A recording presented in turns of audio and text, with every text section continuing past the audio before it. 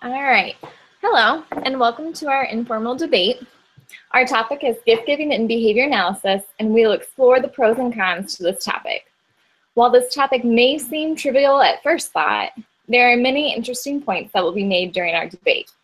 As behavior analysts, this is an ethical code that we can come into contact with quite often, and situations can become really awkward really quickly. No one enjoys turning down stuff, but we have to examine what the code has to say about this. To start, we'll just start with introductions, and I can start. My name is Heather Hill. I'm from Fort Wayne, Indiana. My name is Mai Fu Ngo. I come from San Jose, California. My name is Jacqueline Messick. I come from Vernon, New Jersey. My name's Annette Cole. I'm from Toronto, Ontario. My name's Madison Mertz, and I'm from Fishers, Indiana. My name is Kian Griffin, and I'm from Atlanta, Georgia. All right, thank you all for introducing. For this debate, the pro side will be supporting the idea that behavior analysts should be able to receive gifts from clients. It goes against the code, but we decided to think of the pro side as the side that wants presents. Members supporting the pro side include Mai Fu, Jacqueline, and Annette. The con side of this debate supports the code. The con side believes that gifts should not be received by behavior analysts, or as we like to think of it, the con side does not want gifts. Members supporting this side include Madison, Kian, and myself. We each have multiple roles throughout this debate, and we feel our debate should be easy enough so that we won't go over and explain all of our roles. All right, now that the basics are covered, let's start this debate about gift giving and behavior analysis. We'll begin by hearing from Jacqueline on the pro side and myself on the con side. We discuss the definition of a gift, why people may give and receive gifts, and what the ethical code states about gift giving and receiving. Thank you, Heather. A gift or a present is defined as an item given to someone without the expectation of payment or return of a gesture. By extension, the term gift can refer to anything that makes someone happier than they are in their immediate or current situation. There are many reasons people give gifts. It's a major part of celebrating holidays, birthdays, landmark occasions such as graduation, retirement, moving into a new home, engagement, marriage, or an anniversary, raising someone's spirits to offset misfortune, to show appreciation. There is a huge sense of satisfaction that occurs when a gift giver watches someone accept a gift and when the receiver of a gift opens this gift. In all instances, gift giving is a way to express feelings and emotions. Being able to show appreciation by giving someone a gift feels good internally to both parties involved. However, gift giving can also have a positive therapeutic effect for both the client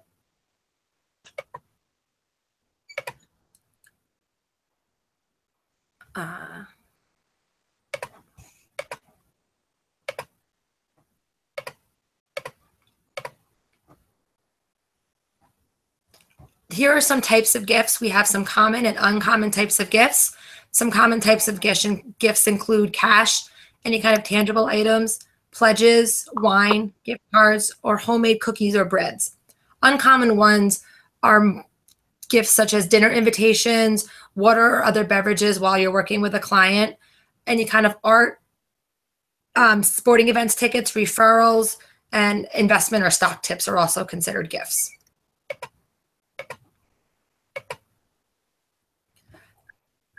Doing something positive attracts positive. When you do something nice for someone else, it changes the biology of both parties.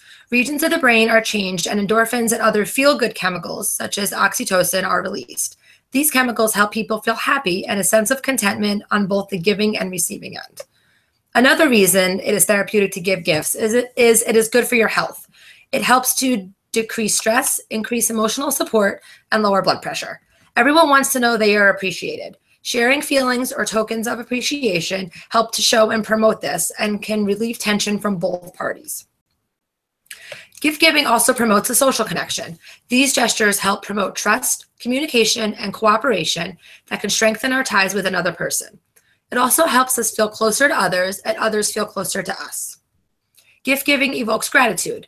When people express gratitude in words or actions, you boost your own positivity and the positivity of others. Gift giving is also contagious. This is where the concept of pay it forward comes into play. Someone does something nice for you, it makes you want to do something nice for somebody else. This can cause a ripple effect in a very positive way.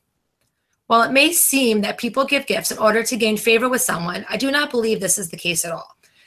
Especially in our profession, if a therapist is working late into the evening, offering them dinner has more to do with being nice than expecting a favor in return. Offering a glass of water is being polite and hospitable, not having the expectation to get anything back. A small token of appreciation at Christmas time or as a thank you for a job well done does not necessarily imply that the person or the gift giver expects something in return in the future. They're not necessarily keeping score.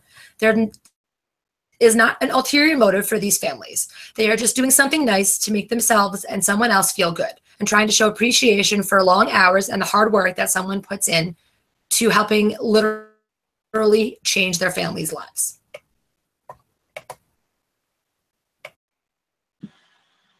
As much as I would like to support you, Jacqueline, I have to refer to our ethical code that all behavior analysts must follow. It states in code 1.06D that behavior analysts do not accept any gifts or give any gifts to clients because this constitutes a multiple relationship.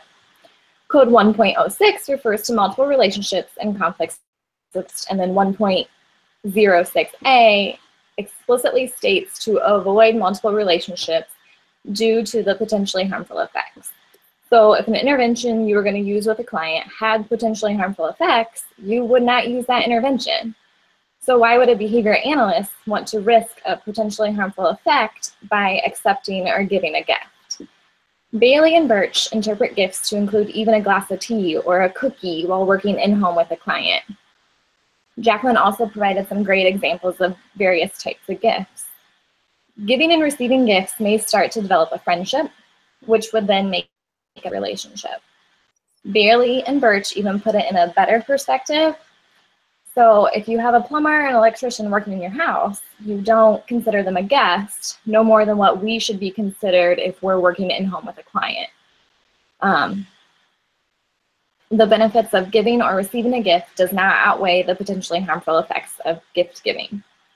Although it seems that there are many therapeutic effects for the client and the therapist or behavior analyst, as Jacqueline discussed, there are also potentially harmful effects as well. Researching this topic was kind of hard for me. I wanted research studies with data that shows why we should not give gifts, but I couldn't find that many. And then while planning this debate, members of the group even mentioned that this topic did not seem very behavioral. So I tried to think of it in a behavioral way. Russell Belk mentioned in his article 3 reasons that continue gift giving. Number 1, the obligation to give. Number 2, the obligation to receive. And number 3, the obligation to repay. Among these 3 reasons, he discussed motives related to gifting. He stated the obligation to give may be based on the need to keep peaceful relations, moral or religious expectations, or the expectation of reciprocal giving. So that last expectation of reciprocal giving is the motive that worries me the most as a behavioral analyst. I don't want to be in the position of, after accepting a gift card to Starbucks from a parent, the parent suddenly wants me to implement a program that is not research-based. As I try to explain why I can't implement this, since it goes against our code, the parent asks how my coffee was from Starbucks. The parent might be searching for a reciprocal gift, not in the form of a gift card, but in the form of treatment for their child. I don't know what the history of reinforcement is with this parent either. Perhaps at the preschool their child attended, they received more communication with the teacher after they gave the teacher a gift. The teacher reinforced this gift-giving behavior. It's fine for a teacher to accept a gift, at least in Indiana, as there's no ethical code that prevents it. The teacher may not have even realized they increased communication after they got the gift, but the parent may have noticed it and related it to the gift that was given. Something like, if I give good things to my teachers or to my behavior analyst, I will get good things in return for my child. So what parent wouldn't want to try it again? They just want what's best for their child. However, as behavior analysts, we can't reinforce such behavior with our clients. We don't know what the function of the behavior is, so we don't want to accidentally reinforce it by accepting or giving gifts. So when taken literally, the code explains that we can't give or take from clients any gift. It makes it easy to follow. I love to get gifts as much as the next person, but if all analysts follow the code and don't accept gifts, then there really shouldn't be any issues. Okay. Now that the basic topic of gift giving has been introduced, we begin to analyze the issues in depth. Mai-Fong and Kian consider how accepting gifts may make therapists feel and how giving a gift may make a client feel. They will investigate both sides of gift giving and receiving.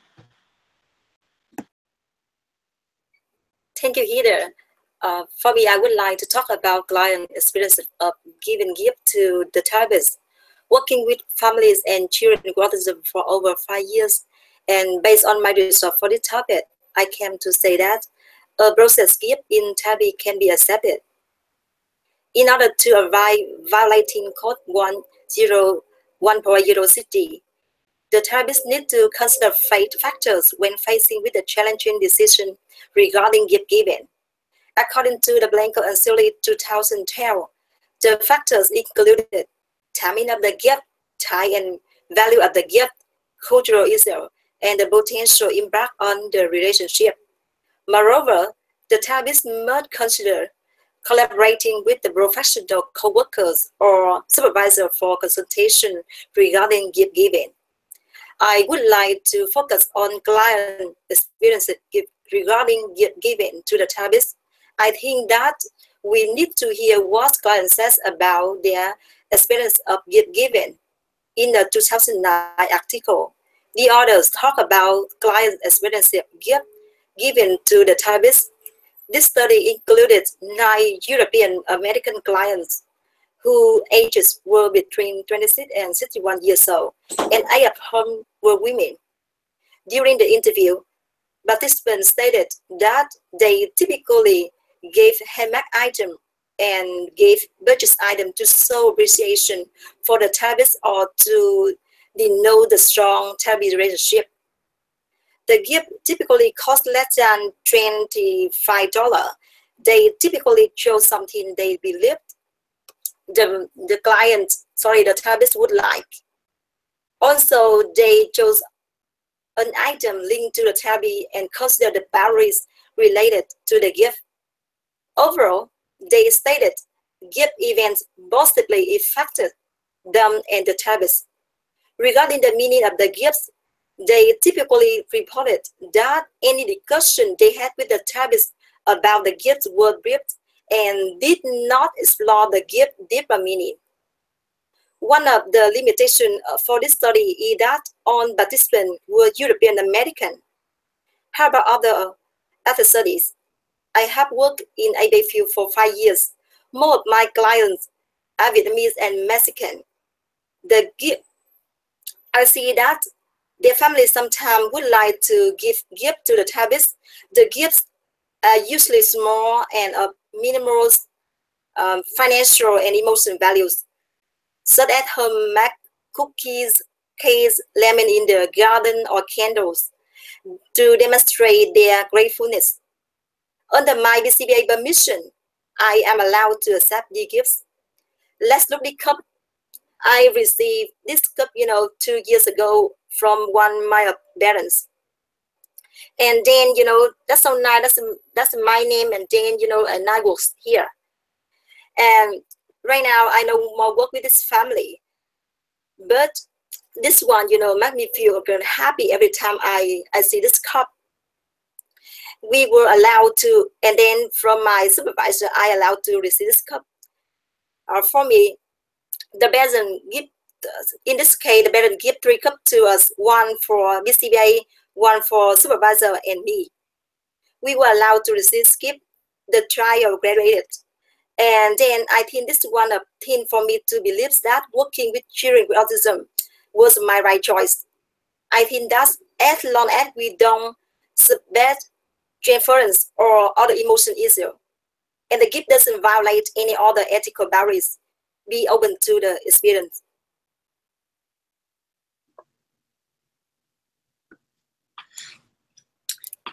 My Funk, as much as I would like to agree with you, Code 1.06D states that behavior analysts do not accept any gifts from or give any gifts to clients because this constitutes a multiple relationship. This code was created to discourage potential harmful multiple relationships. Although much is said about how clients may feel when a gift is turned down by a therapist, not much is said on how this may affect the therapist when presented with such a problematic situation. When presented with a gift from a client, a therapist is put in a situation where they have to consider the client's intention for said gift. In the ABA world, therapists and BCBAs are working closely alongside families in intimate settings such as home and community. Long hours are spent with each family providing services and training. Accepting gifts can potentially cloud the objectivity of professionals. One may argue that accepting gifts that are culturally sensitive should be an exception. But where do we draw the line? In a field that is so data-driven, how do we objectively make the call case by case? In the article, factors associated with acceptance and decline of client gift giving, situational examples were used for therapists to determine in what situation they would accept gifts and why or why not. The common trend seen throughout the study was the lack of consistency from case to case. 38 of 40 therapists reported they would accept a handmade gift from a Native American client if it symbolized something of significance because of cultural sensitivity. Yet, they would also accept an engraved gift even though they knew it was wrong, but did not want to hurt the client's feelings. How is this ethical? When a therapist opens up the floodgates, how do they close them before being swept away by the flood? They can't. This directly goes against Code 1.04 integrity. This code is the foundation for the ethical system we are supposed to uphold. The whole purpose of this code is to maintain the credibility of our field. With upholding the credibility of the field, you must uphold all other codes that precede and follow. Accepting gifts violates this code and the credential of the professional. Bottom line, exchanging gifts automatically creates a dual relationship. It puts the therapist at risk of not wanting to hurt the client's feelings when presenting the results for an assessment or not creating the best treatment plan in order to keep a friendly relationship. These are all feelings that therapists should not be concerned with. Setting boundaries up front is the best way to combat this. No exceptions can be given. It only blurs lines of therapist and client relationship.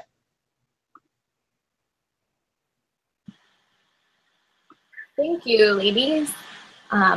Gift giving may evoke different feelings from the therapist view and the client view. Annette and Madison will address ways to gain therapeutic rapport with clients, either by accepting various levels of gifts or by using alternative approaches that do not involve gifts. In Zuer's 2004 and 2015 articles, the difference between appropriate and inappropriate gift giving is discussed in terms of boundary crossings and boundary violations, where boundary crossings include a client giving simple types of gifts, like hand-drawn pictures, a beverage while you're in the client's home, or a token gift at the end of services. And boundary violations include expensive or personal gifts, invitations to socialize outside of work time, and other situations that appear to benefit the therapist more than the client. Zuer reports that boundary crossings can benefit the therapeutic relationships, while boundary violations can damage it. But his research shows that in most situations, boundary crossings, such as receiving small gifts, do not develop into dual relationships, which is what the BACB code is really warning us about. So I have here a slide from Dr. Reitz and Simmons, where it discusses the differences in boundary drift all the way to boundary violation. So on the far left, you have the boundary drift, where it's more about internal thoughts and feelings. Then it goes to boundary crossings, where you're specifically going outside of your role definition. But these are the ones that might be lending to help your therapeutic relationship. whereas the boundary transgressions and violations are the ones that will damage your relationship. So you're intentionally going into social contact, intentionally starting a dual relationship, or giving a patient a gift, and then all the way to boundary violations, which will definitely damage the therapeutic rapport, such as sexual contact, financial exploitation, etc.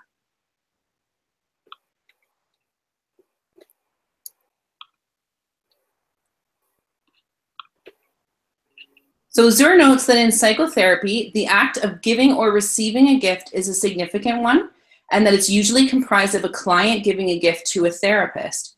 Zur notes that in his research, most gifts are given as a symbol of appreciation and trust, and that accepting small gifts can enhance clinical outcomes. Boundary crossings that are rejected, however, can cause the gift giver to feel insulted and withdraw. So in behavioral terms, rejecting a gift is an aversive event for most individuals and may cause the individual to avoid therapeutic interactions in the future, which may look like canceling visits, not taking data, etc. Further, in Zur's 2015 article, he cites 6 different studies that indicate that accepting small token gifts actually enhance the therapeutic relationship, which was observed by heightened clinical outcomes, and 2 studies that indicate rejecting gifts causes the gift giver to feel rejected and causes damage to the relationship. In 2000, Spandler and al. Discussed therapist gift giving and receiving behaviors with information obtained from a survey which was distributed by the authors. They note that most respondents felt accepting gifts at the end of service around social events where gift giving is normal or expected, like we talked about earlier, so Christmas time or kind of momentous events in someone's life. That was acceptable and it was beneficial to the therapeutic relationship. Spandler also notes that several respondents, despite being aware of some of the guidelines around accepting gifts and that it's generally known as unacceptable, still accepted gifts frequently, with one respondent noting that they have never seen a therapist actually refuse a gift. In 2011, Willingham and Boyle also sent out a survey to practicing psychotherapists, and they received 223 responses. Authors found that 87% of gifts were accepted by the therapists. Most gifts were under about $30, and gifts were more readily accepted without interpretation around holidays or the cessation of therapy. The authors also noted that common themes arose in the open-ended portion of the survey, where accepting the gift was considered the correct behavior and rejecting the gift was wrong, with therapists believing that rejecting the gift would harm the therapeutic relationship. Gifts that had personal meaning, were over $50, or were something like alcohol, were noted by most therapists to be rejected. And those gifts are in line with Zur's boundary violation idea, where it's likely that the client is attempting to express more than gratitude with the gift and obtain a dual relationship with the therapist. To look at gift giving through an ABA lens, boundary crossings are similar to the pairing process behavior analysts use to gain rapport with their clients. The individual giving the gift is trying to establish themselves as a reinforcer. Particularly within the first few sessions, a parent may try to pair with the behavior analyst by offering a coffee, a snack, or some other small gift in an attempt to pair.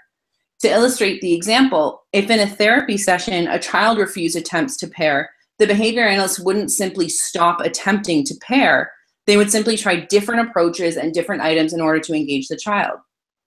However, if the child quickly accepted attempts to pair, therapy could begin sooner and more could be done with the time. And in a similar fashion, accepting a simple gift to establish rapport with a parent may increase their willingness to do what the BA is asking them to do in the future, such as data collection, excuse me, or running programs outside of the scheduled ABA time, and make their time more effective. So in summary, given that rejecting boundary crossings, such as the giving of small gifts, has been shown to damage therapeutic rapport, the gifts are widely understood as a valuable part of the therapeutic process and can be understood in behavioral terms, it's reasonable to expect that some gifts should be received without being considered an ethical violation.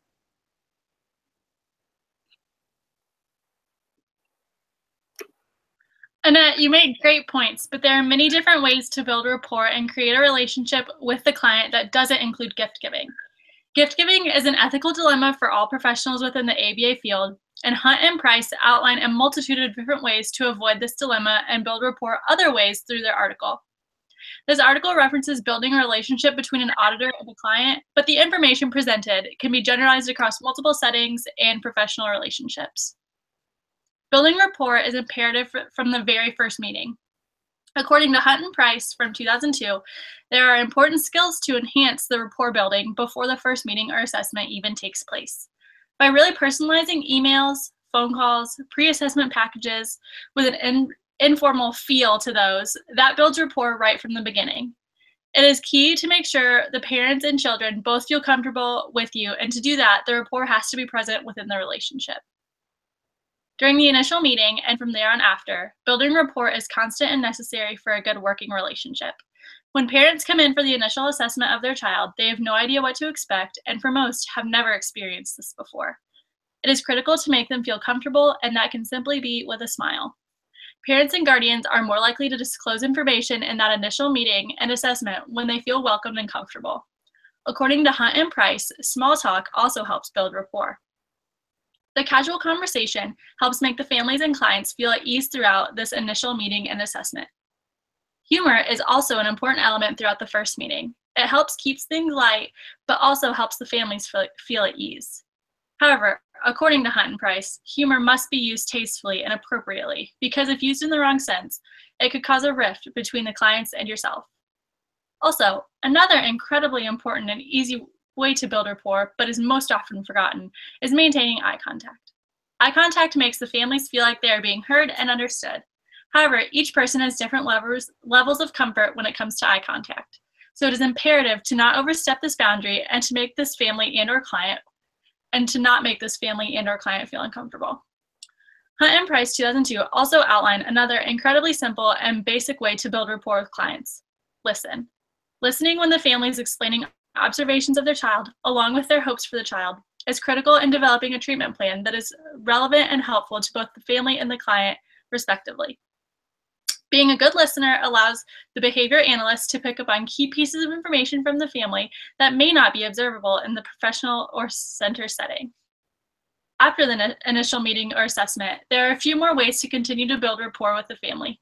Sending a personalized follow-up email with sentiments of gratitude for the meeting and a small recap of what was discussed. Another critical rapport building strategy is following through on what was discussed throughout the initial meeting, whether it be creating programs or ideas discussed, but follow through is necessary.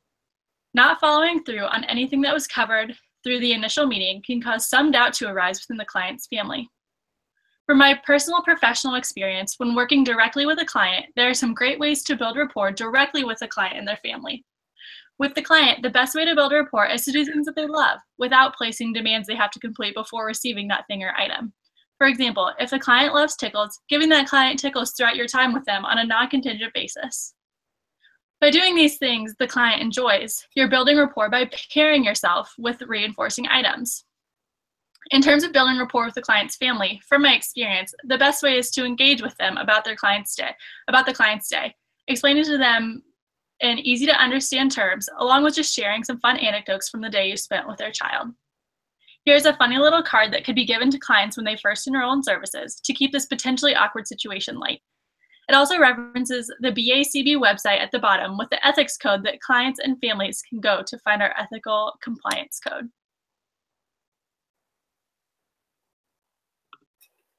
So it says, "Thanks for the gesture, you made my day. Though I don't want to offend you in any way. I cannot accept, in keeping with my code, the best gift you gave was the kindness you showed." And then it just referenced the BACB website down at the bottom so they can look at our ethical code. In summary, building rapport is critical for building a meaningful, lasting, and working professional relationship. There are a multitude of different ways to build rapport that do not include gift giving. Building rapport begins at the very first meeting and continues to grow throughout the entire professional relationship. Having a strong rapport with a client is crucial to making progress. Gift giving does not have to be involved to build rapport. All right. Now that we've heard some great points for the pro side and the con side of gift giving, we have just a few question and answers to do at the end, and various members will answer these too. Number one, what are some preventative strategies you can use to help your clients, and clients meaning parents or others, to not offer to provide you any gifts? When clients first enroll in your services, provide them with the guidelines on gift giving and explain that even though it is very thoughtful, gifts can't be accepted due to our ethical code.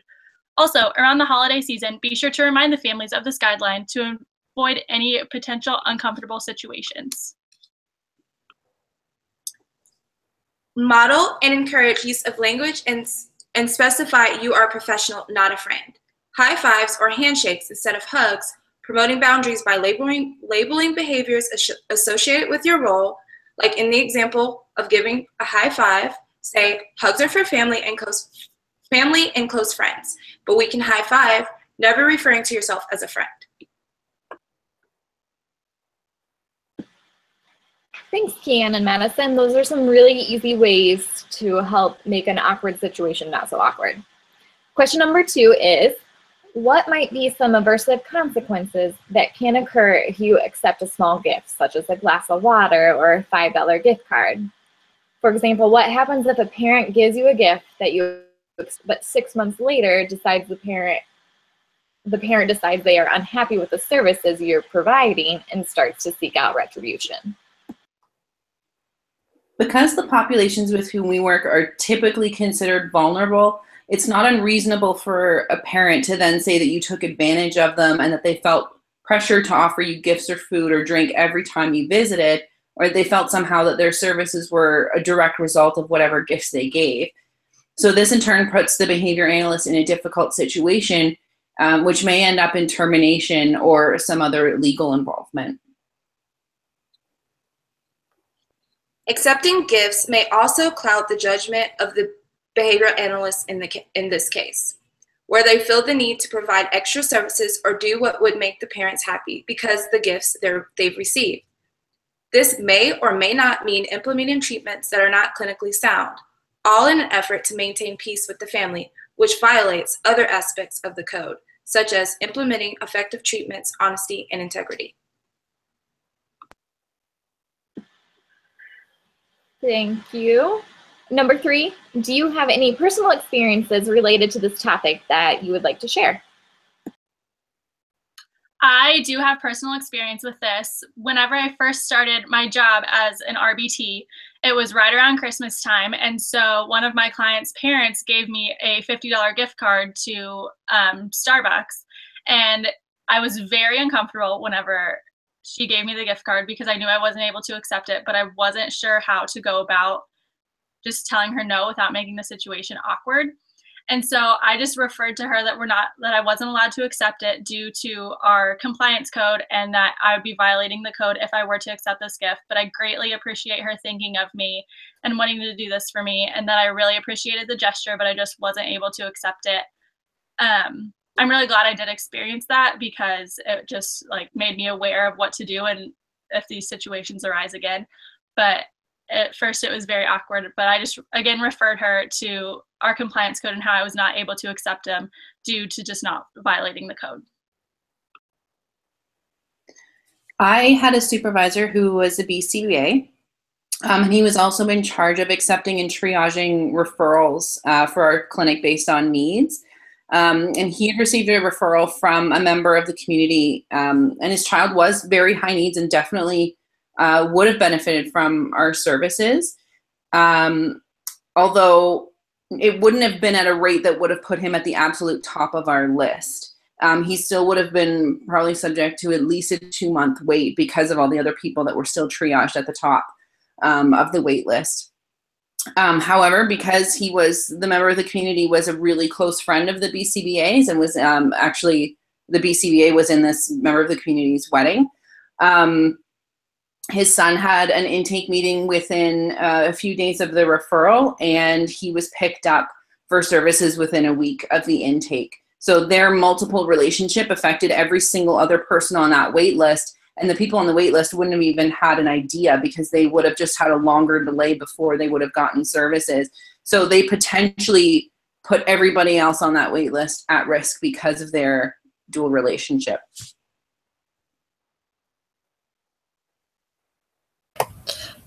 So just to wrap things up, our topic was on ethical implications of gift giving.